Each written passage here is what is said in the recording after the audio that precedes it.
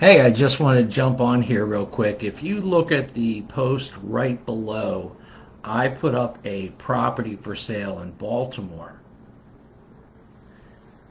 The, if you look at the post below, I put up a property for sale in Baltimore. And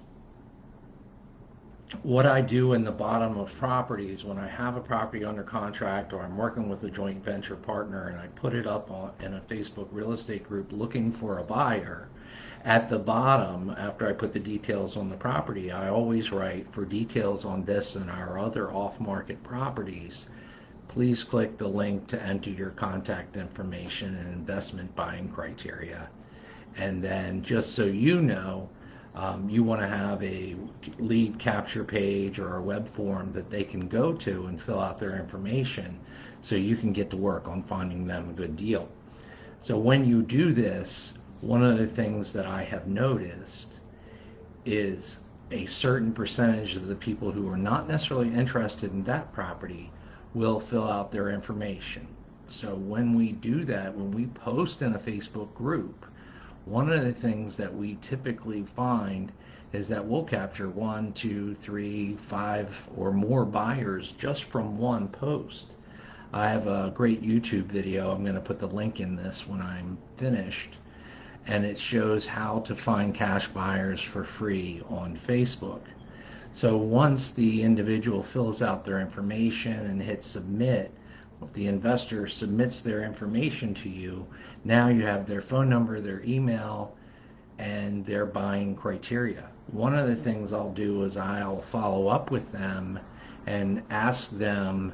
I'm going to add this to the web form, but I will ask them, what's the address of the last property that you bought to rehab or to hold as a rental?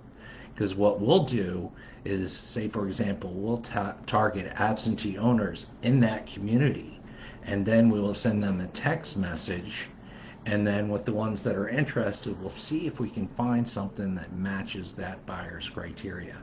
So those marketing strategies are very inexpensive depending on the number of houses you hit. You could be spending $50 to $100 to find a deal. Okay, doesn't sound like much, and we're talking hundreds of homes. The skip tracing and getting the phone numbers, that's inexpensive. There's a number of text messaging companies. We're also working with a virtual assistant to help us. So just remember, if you're looking to capture buyer leads, one of the easiest ways to do it is to joint venture with other people's properties. Make sure that you have approval to market it to potential buyers, real estate groups, what have you. If you have a deal under contract, you can successfully market in Facebook groups.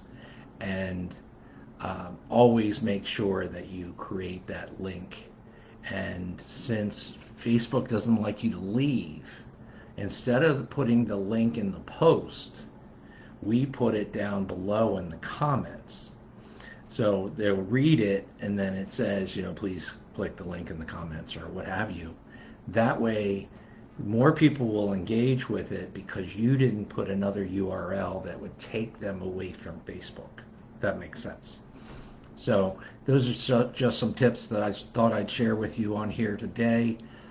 Probably upload this to YouTube, and thank you for tuning in.